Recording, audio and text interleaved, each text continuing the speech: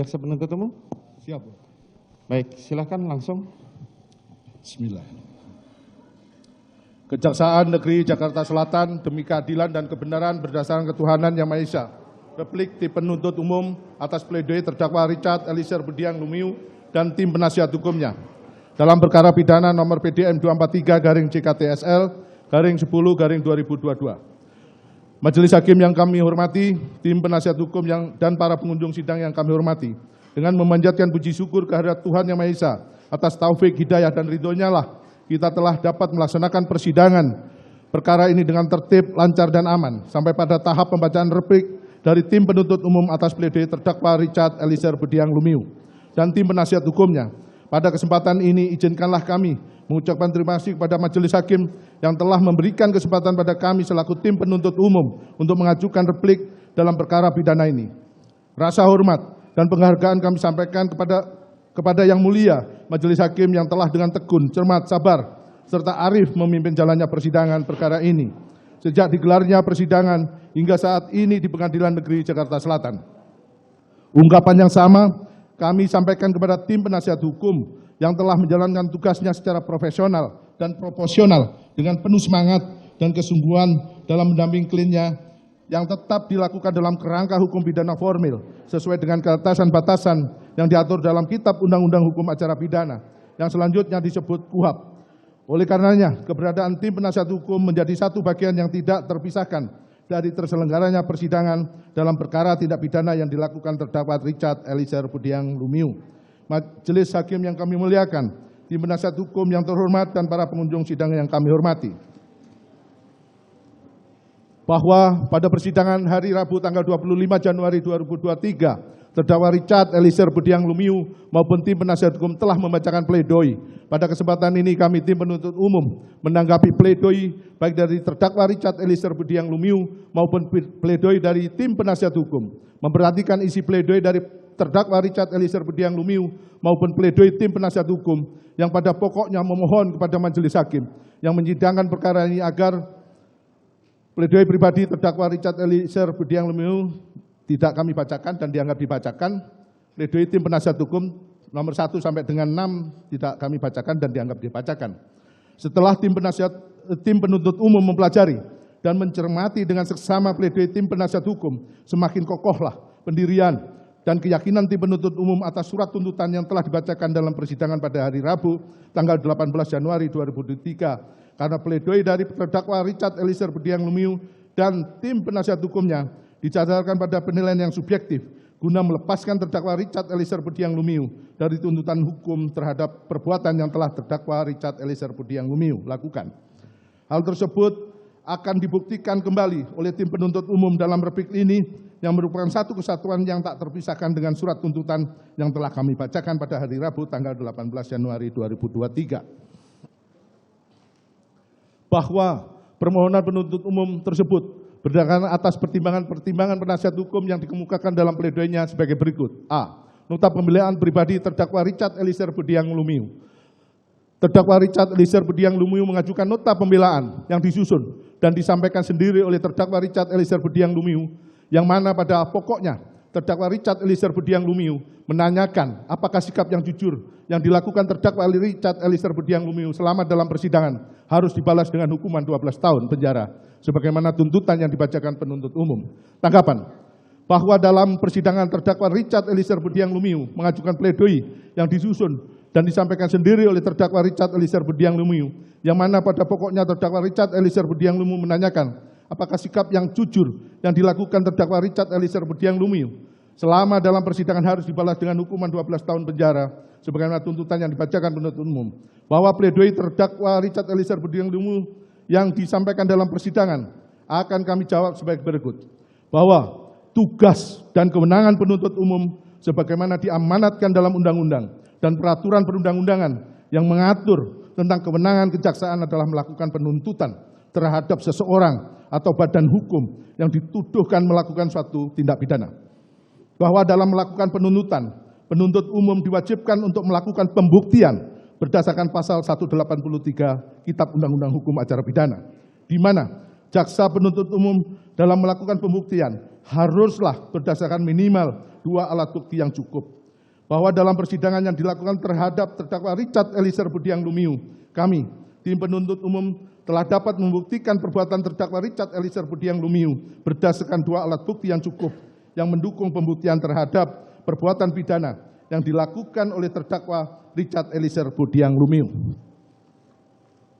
Bahwa terkait tinggi rendahnya stratma tuntutan yang kami ajukan di depan persidangan terhadap terdakwa Richard Eliezer Budiang Lumiu telah ditentukan berdasarkan parameter penentuan yang sudah jelas sebagaimana yang diatur dalam standar operasional prosedur penanganan perkara tindak pidana umum yang berlaku dan berdasarkan peran terdakwa Richard Eliezer Budiang Lumiu dalam perbuatan pidana sebagaimana yang kami dakwakan terhadap terdakwa Richard Eliezer Budiang Lumiu tanpa tendensi apapun yang melatar belakangi hal tersebut.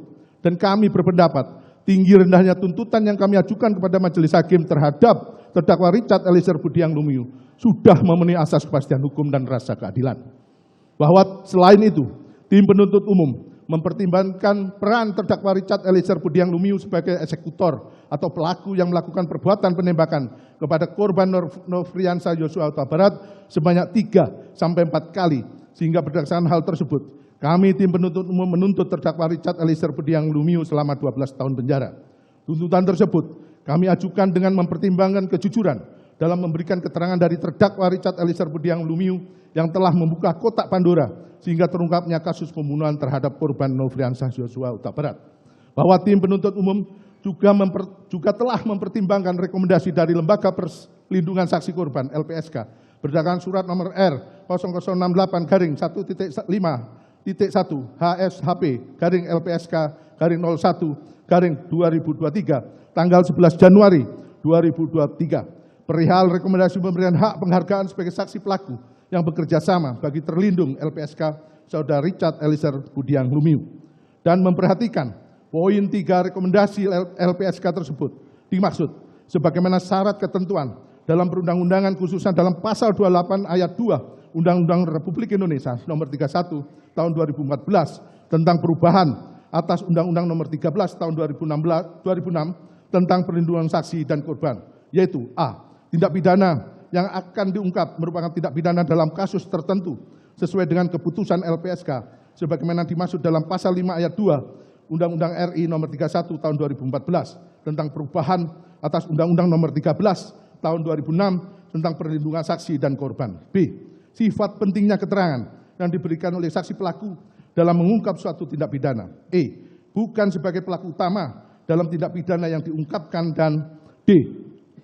Adanya ancaman yang nyata atau kekhawatiran akan terjadinya ancaman, tekanan fisik atau psikis terhadap saksi pelaku atau keluarganya, juga tindak pidana tersebut diungkap menurut keadaan yang sebenarnya. Bahwa tim penuntut umum juga sudah mempertimbangkan sehubungan dengan penjelasan pasal 10A ayat 3 huruf A Undang-Undang RI nomor 31 tahun 2014 tentang perubahan atas Undang-Undang nomor 13 tahun 2006 tentang perlindungan saksi dan korban.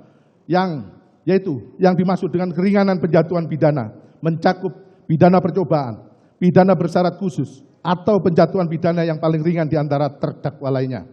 Bahwa terkait dengan serangkaian rujukan di atas, kami tanggapi sebagai berikut. 1.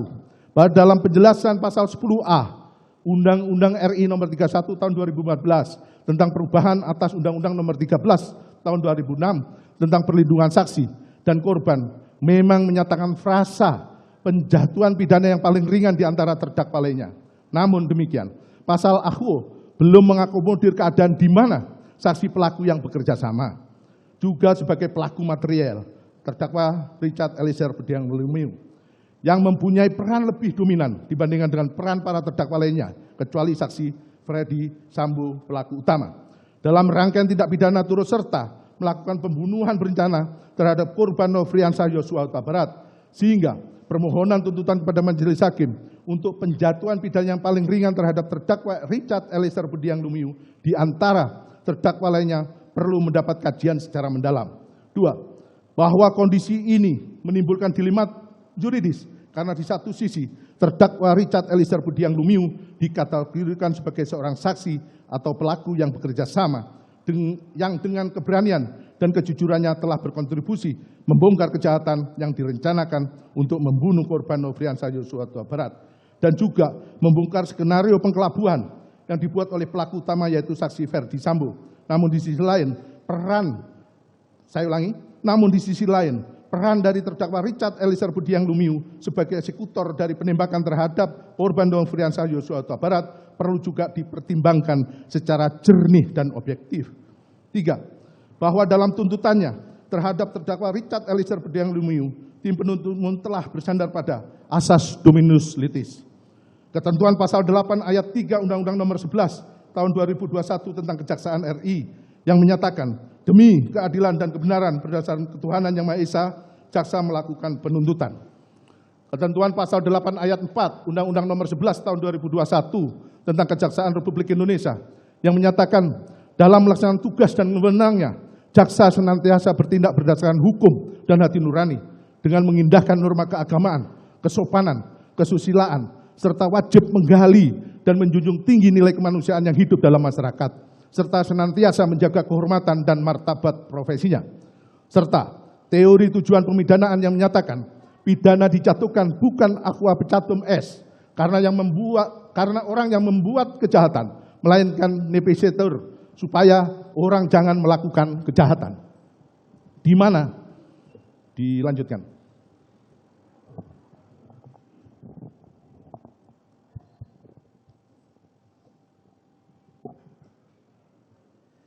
Di mana berdasarkan landasan berpikir di atas, tim penuntut umum telah berusaha menggali penderitaan dan sakitnya korban Nofriansah Yosua Huta Barat sesaat sebelum ditembak sampai dengan bersangkutan merenggang nyawa akibat timah panas yang menembus dan bersarang dalam tubuhnya. Kejujuran, kontribusi, dan konsistensi terdakwa Richard Eliezer Budiang Lumiu dalam membongkar perkara aku, saksi pelaku yang bekerja sama. Peran terdakwa Richard Eliezer Budiang Lumiu sebagai eksekutor penembakan terhadap korban Nofriansah Yosua Huta Barat. Peran saksi Ferdi Sambo sebagai pelaku utama dengan tuntutan pidana penjara seumur hidup. Peran para terdakwa lainnya yang bukan sebagai eksekutor namun memiliki kontribusi yang sangat beragam dalam perkara aku. Penderitaan keluarga korban atas meninggalnya korban Nofriansah Yosua Huta Barat.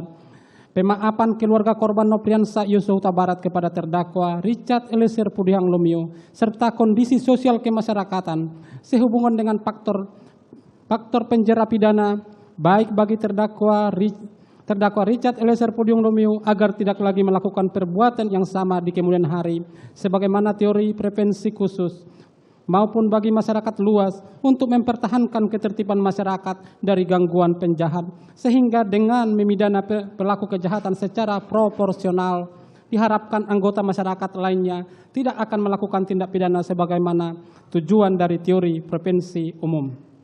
4. Bahwa oleh karena itulah, tim penuntut umum dalam Strakma telah dengan sungguh-sungguh mempertimbangkan untuk memutuskan tuntutan pidana terhadap terdakwa Richard Eliezer Budiang Lumiu selama 12 tahun penjara karena secara sah dan meyakinkan telah melanggar ketentuan pasal 340 junto pasal 55 ayat 1 ke 1 KUHP.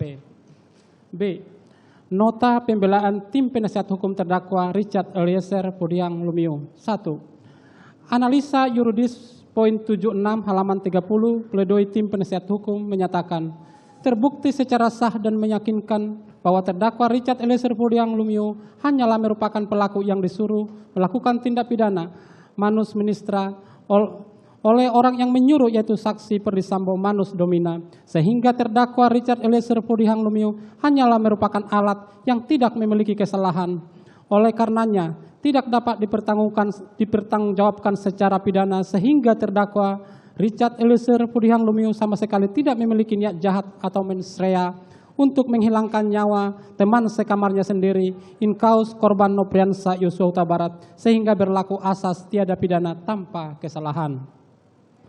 Dalil pledoi penasihat hukum terdakwa Richard Eliezer Budiang Lumiu adalah tidak tepat. Penasehat hukum terdakwa Richard Eliezer Budiang Lumiu keliru dalam menafsirkan terdakwa Richard Eliezer Pudiang Lumiu tidak dapat dipertanggungjawabkan secara pidana karena merupakan orang yang disuruh dan tidak terdapat mens rea atau dikatakan sebagai manus ministra. Pada prinsipnya, sebagai orang aparat penegak hukum yang mempunyai disiplin keilmuan ilmu hukum tentu sudah mampu membedakan mana yang tidak dapat dijadikan sebagai pertanggungjawaban pidana dan mana yang dapat dijadikan sebagai orang yang dapat dijadikan sebagai pertanggungjawaban pidana. Sama-sama kita ketahui yang dikatakan dengan manus ministra adalah orang yang tidak mampu bertanggung jawab, yaitu A. Tidak dapat dipidana seseorang yang melakukan perbuatan yang tidak dapat dipertanggungjawabkan kepadanya karena kurang sempurna akal jiwanya atau terganggu karena sakit, pasal 44 KUHP. B. Daya paksa atau permah, melakukan perbuatan yang didorong oleh daya paksa sama sekali tidak dapat ditahan sebagaimana pasal 48 KUHP. C. Melaksanakan perintah jabatan dalam hal ini menjalankan perintah yang sah sebagaimana dalam pasal 51 KUHP. Apabila kita cermati sepanjang persidangan yang melelahkan ini, terdakwa Richard Eliezer Pudiang Lumiu tidak terdapat tanda-tanda atau ciri-ciri sebagaimana yang disyaratkan pasal 44 KUHP, kurang sempurna akalnya, pasal 48 KUHP daya paksa, pasal 51 KUHP perintah jabatan. Terdakwa Richard Eliezer Pudiang Lumiu semata-mata menunjukkan loyalitasnya mens rea sehingga diwujudkan dalam bentuk kerjasama will and weapons dengan peranan yang berbeda-beda. Dalam hal ini, terdakwa Richard Eliezer Pudiang Lumiu berperan sebagai orang atau pelaku utama yang melakukan penembakan awal dan menembak yang kedua diperankan oleh saksi Perdi Sambo. Dengan demikian, sempurnalah bentuk kerjasama sebagaimana disyaratkan pasal 340 KUHP, junto pasal 55 ayat 1 ke 1 KUHP. Dengan demikian, dalil penasihat hukum terdakwa Richard Eliezer Pudiang Lumiu harus dikesampingkan. 2. Analisa juridis poin 100 pledoi halaman 40 yang mengatakan bahwa meskipun dalam penerapan pasal 51 ayat 1 KUHP elemen melawan hukumnya menjadi hapus, maka untuk menilai apakah perbuatan pidana yang dilakukan oleh terdakwa Richard Eliezer Pudiang Lumiu dapat dicela atau dihindari sehingga dapat dipersalahkan secara hukum, maka penting untuk melihat dan mengkaji aspek kesalahan psikologis. Dalil pledoi penasihat hukum terdakwa Richard Eliezer Pudiang Lumiu adalah tidak tepat. Penasihat hukum terdakwa Richard Eliezer Pudiang Lumiu keliru dalam menafsirkan perbuatan terdakwa Richard Eliezer Pudiang Lumiu dapat menjadi hapus dengan alasan pertimbangan aspek kesalahan psikologis. Apakah terdakwa Richard Eliezer Pudiang Lumiu dapat dilepaskan dari pertanggungjawaban karena aspek psikologis? Jawabannya tentu tidak. Karena terdakwa Richard Eliezer Pudiang Lumiu dalam hal ini bukan yang terpengaruh karena ketakutan atau karena dibawa kuasa penguasa, dalam hal ini saksi Perdi Sambo, melainkan terdakwa Richard Eliezer Pudiang Lumiu dalam hal ini hanyalah memperlihatkan loyalitasnya sebagai orang yang ikut dalam saksi Perdi Sambo. Dan apakah karena ikut dengan saksi Perdi Sambo dapat dibenarkan untuk melaksanakan permintaan saksi Perdi Sambo yang tidak sah atau melawan hukum? Jawabannya tentu tidak dapat dibenarkan. Sehingga apa yang dikemukakan oleh ahli hukum Jan Remlik berpendapat suatu perintah yang diberikan secara utuh tidak sah, tidak menyediakan sifat dapat dipidananya perbuatan karena sudah semestinya apa yang melawan hukum tidak berubah menjadi sejalan dengan hukum sekedar karena dilakukannya dasar perintah. Memperhatikan fakta hukum yang terungkap di persidangan tidak dapat diterbantahkan, baik pengakuan terdakwa maupun keterangan saksi Perdi Sambo menerangkan bahwa terdakwa Richard Eliezer Lumiu diminta untuk menembak korban Nopriansa Yosua lalu diberikan peluru untuk diisi dalam magazin dan dipasangkan dalam senjata api Glock milik terdakwa yang kemudian pada akhirnya digunakan untuk menembak korban Yosua. Dengan demikian jelaslah bahwa terdakwa Richard Eliezer Pudiang tidak dapat lepas dari tuntutan sehingga dalil penasihat hukumnya harus dikesampingkan. Dilanjutkan.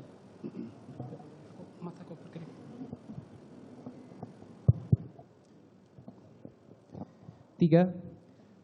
Analisa yuridis poin 106 halaman 45 pledoi tim penasihat hukum yang menyatakan bahwa jaksa penuntut umum hanya menilai sikap batin dari terdakwa Richard Eliezer Pudiang Lumiu dari ukuran normatif dari perspektif jaksa penuntut umum dan tidak melihat kesalahan psikologis yang sebenarnya sudah diterangkan oleh ahli dari jaksa penuntut umum maupun ahli penasihat hukum terdakwa. Dalil pledoi penasihat hukum, terdakwa Richard Eliezer Pudiang Lumiu adalah tidak tepat. Penasihat hukum terdakwa Richard Eliezer Pudiang Lumiu keliru dalam menafsirkan kesalahan terdakwa Richard Eliezer Pudiang Lumiu. Jika terdakwa Richard Eliezer Pudiang Lumiu di bawah pengaruh secara psikologis, maka tentu terdakwa Richard Eliezer Pudiang Lumiu melakukan penembakan terhadap korban Nofriansah Yosua Huta Barat tidak terlaksana dengan baik. Akan tetapi dalam hal ini tidak demikian. Penembakan yang dilakukan terdakwa Richard Eliezer Pudiang Lumiu kepada korban Nofriansah Yosua Huta Barat merupakan perbuatan pembunuhan berencana yang sempurna dan terlaksana dengan baik. Dapat terlihat dimulai dari mempersiapkan alat yang digunakan, dalam hal ini peluru dan senjata api, lalu melaksanakan di lokasi yang sudah ditentukan, dalam hal ini di Rumah Dinas Duren 3 nomor 46, dan melaksanakan pembunuhan berencana berdasarkan peran masing-masing, yakni terdakwa Richard Eliezer Pudiang Lumiu yang berperan untuk menembak korban Nofriansah Yosua Huta Barat, sedangkan saksi Ferdi Sambo berperan menembak korban Nofriansah Yosua Huta Barat lalu menembak dinding untuk menciptakan situasi tembak-menembak. Saksi Putri Chandrawati bersama-sama saksi Kuat Maruf, saksi Riki Rizal Wibowo, terdakwa Richard Eliezer Pudiang Lumiu berperan untuk membawa korban Nofriansah Yosua Huta Barat dari Rumah Saguling ke Rumah Dinas Duren 3 nomor 46 dengan alasan untuk melakukan isolasi mandiri. Setelah itu saat di Rumah Duren 3 nomor 46, saksi Kuat Maruf bersama-sama saksi Riki Rizal Wibowo bertugas membawa korban Nofriansah Yosua Huta Barat ke hadapan saksi Ferdi Sambo yang sebelumnya melakukan pengamanan menutup pintu dan jendela lantai 2 Rumah Dinas Duren 3 nomor 46 yang kemudian merupakan fakta hukum korban Nofriansah Yosua Huta Barat tertembak hingga mati bergelimang darah di Rumah Dinas Duren 3 nomor 46. Hal tersebut sejalan dengan ajaran kesalahan deskriptif normatif sebagaimana yang dikemukakan oleh Mulyatno dalam pidato pengukuhan guru besar dalam Dies Natalis ke-6 Universitas Gajah Mada pada tanggal 19 Desember 1955 yang melepaskan ajaran kesalahan psikologis tersebut guna mempermudah lapangan penuntutan. Karena apabila ajaran kesalahan psikologis digunakan, maka setiap persidangan dalam membuktikan bersalah atau tidaknya terdakwa oleh hakim haruslah menghadirkan psikiater, yang tentunya dengan menghadirkan psikiater tersebut akan mengakibatkan pencarian kebenaran material dalam persidangan pidana akan semakin panjang dan tentunya membutuhkan tambahan waktu untuk memperoleh keterangan ahli pada tiap persidangannya.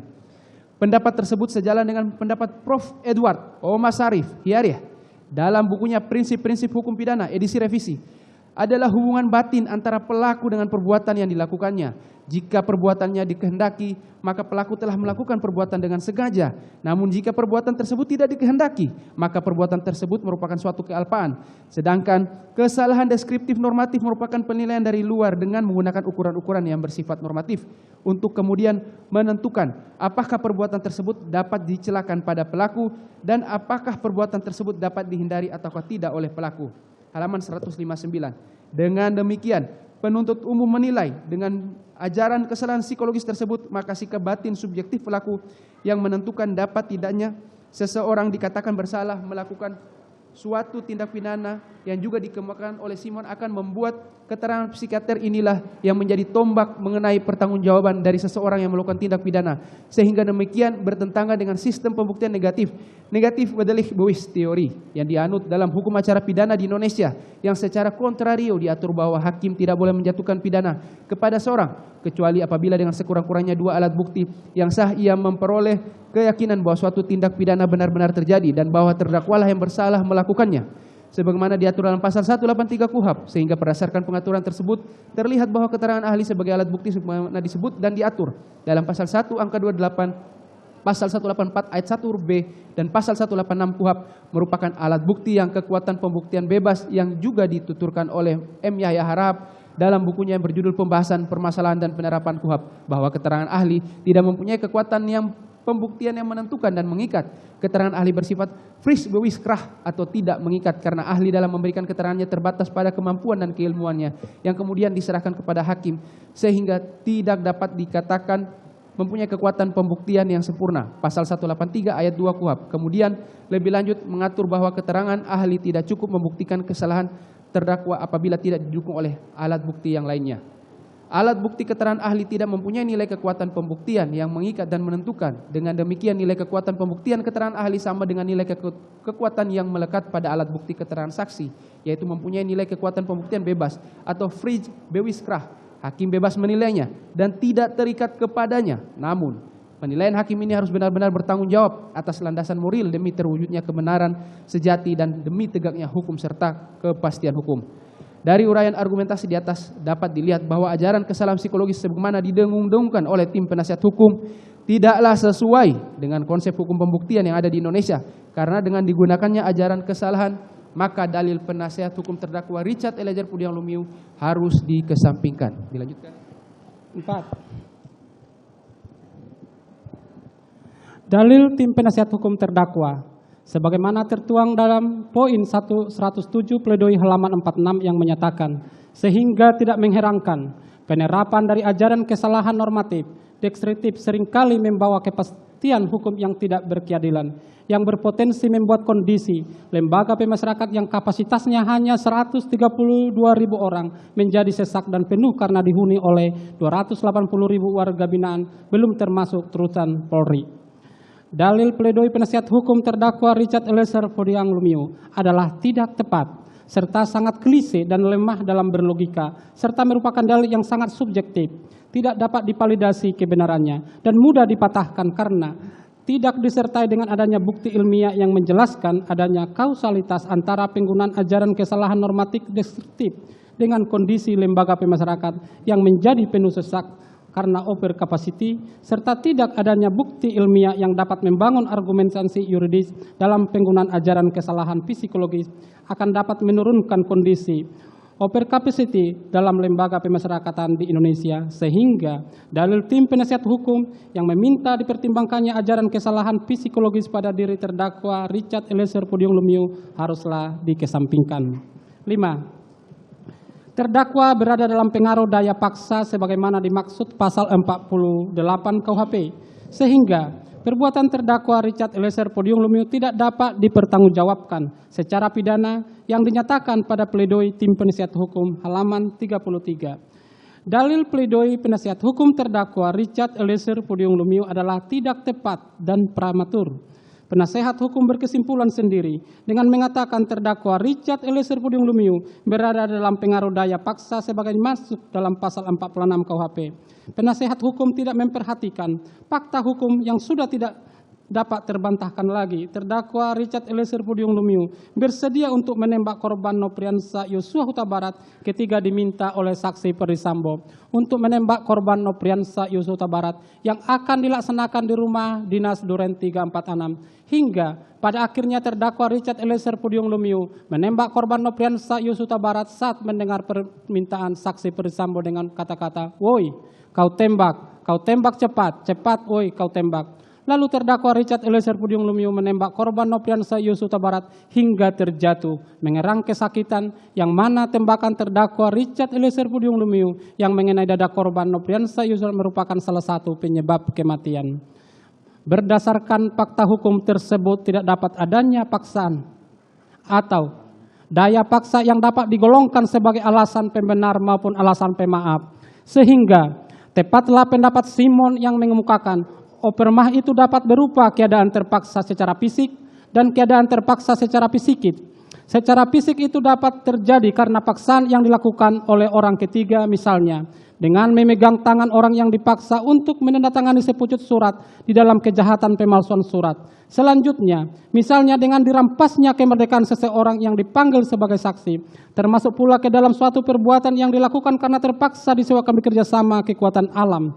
Misalnya, seseorang terpaksa pulang dalam keadaan telanjang karena pakaiannya yang diletakkan di tepi sungai ketika mandi telah hilang ditebakan oleh angin yang tiba-tiba bertiup dengan sangat kencangnya. Keadaan terpaksa secara psikis ini terjadi misalnya jika orang yang memakai kekerasan atau ancaman kekerasan itu membiarkan orang yang dipaksa untuk tetap bebas secara fisik dan juga bebas untuk tidak melakukan sesuatu sesuai dengan yang dikehendakinya. Akan tetapi kekerasan atau ancaman kekerasan itu mempunyai pengaruh yang demikian rupa sehingga sangat mempengaruhi keputusan dan kehendak dari seseorang yang dipaksanya itu. Bahwa Juga terdapat jurisprudensi terkait dengan daya paksa. Pasal 48 KUHP adalah sebagai berikut. Mahkamah Agung nomor tanggal 30 Mei 1991 nomor 121K/KR/1960. Keberatan penuntut kasasi yang mengatakan bahwa pelanggaran yang telah dilakukannya itu adalah karena terpaksa, yaitu karena terdorong oleh perasaan pribadinya, yaitu setelah ia mengangkat penumpang maksimum yang terdiri dari orang-orang biasa, ia memperbolehkan seorang anggota tentara untuk naik yang ia kenal petugas di daerah itu, dan anggota tentara itu juga tidak dipungut bayaran. Tidaklah dapat dibenarkan karena keberatan tersebut bukanlah dorongan yang bersandar pada rasa pribadi penuntut kasasi dan merupakan paksaan termasuk di dalam pasal 48 KUHP, sehingga perbuatan penuntut kasasi tetap merupakan tindak pidana. Dan Hokrat 21 Mei 1916 NJ 1918 halaman 651 W10293 28 April 1930 NJ 1920 1140 April 1938 1939 nomor 939 yang berbunyi dengan mengemukakan satu-satunya alasan bahwa tertuduh telah melakukan perbuatan yang dapat dihukum itu karena mendapat perintah dari orang tuanya atau majikannya, tidaklah mengesahkan alasan tertuduh bahwa ia telah berbuat karena opermah. Apabila dihubungkan antara fakta hukum yang dikemukakan oleh terdakwa Richard Eliezer Pudihang Lumiu dengan pendapat ahli dan jurisprudensi di atas, keterangan dari terdakwa Richard Eliezer Pudihang Lumiu tersebut belum cukup untuk membuktikan bahwa penembakan tersebut dilakukannya dalam keadaan terpaksa secara psikis. Bahwa dalam keadaan terpaksa secara psikis terjadi jika orang memakai kekerasan atau ancaman kekerasan, membiarkan orang yang dipaksa untuk tetap bebas secara fisik dan juga bebas untuk tidak melakukan sesuatu sesuai dengan apa yang dikehendakinya. Akan tetapi kekerasan atau ancaman kekerasan itu mempunyai pengaruh yang sedemikian rupa bahwa yang perlu digarisbawahi dari pendapat tersebut adalah adanya paksaan dalam bentuk kekerasan atau ancaman kekerasan dari orang yang memaksa dan mempunyai pengaruh yang sedemikian rupa. Bahwa dari keterangan terdakwa Richard Eliezer Pudihang Lumiu tidak tergambar adanya paksaan baik dalam bentuk kekerasan maupun ancaman kekerasan yang mempunyai pengaruh demikian rupa dari saksi Perdisambo yang mengakibatkan terdakwa Richard Eliezer Pudihang Lumiu dalam keadaan tertekan secara psikis sehingga langsung mengiyakan perintah dari saksi Perdisambo tersebut bahwa teriakan Perdisambo dengan kata-kata, "Woi, kau tembak, cepat, cepat kau tembak," juga tidak termasuk paksaan baik dalam bentuk kekerasan maupun ancaman kekerasan yang mempunyai pengaruh demikian rupa yang dapat mengakibatkan terdakwa Richard Eliezer Pudihang Lumiu dalam keadaan tertekan secara psikis. Dengan demikian, dalil-dalil penasihat hukum harus dikesampingkan. Berdasarkan keseluruhan uraian tersebut di atas, kami tim penuntut umum dalam perkara ini berpendapat bahwa pledoi tim penasihat hukum haruslah dikesampingkan karena uraian-uraian pledoi penasihat hukum tidak memiliki dasar yuridis yang kuat yang dapat digunakan untuk menggugurkan surat tuntutan penuntut umum. Berdasarkan hal-hal tersebut di atas, penuntut umum memohon kepada majelis hakim yang memeriksa dan mengadili perkara ini untuk 1. Menolak seluruh pledoi dan dari tim penasihat hukum terdakwa Richard Eliezer Pudihang Lumiu. 2. Menjatuhkan putusan sebagaimana diktum tuntutan penuntut umum yang telah dibacakan pada hari Rabu tanggal 18 Januari 2023. Demikian replik penuntut umum atas pledoi penasihat hukum terdakwa Richard Eliezer Pudihang Lumiu yang telah kami bacakan dalam persidangan hari ini, Senin tanggal 30 Januari 2023. Selanjutnya, kami menyerahkan sepenuhnya kepada majelis hakim yang mulia untuk memutuskan perkara ini dengan seadil-adilnya. Sekian, terima kasih.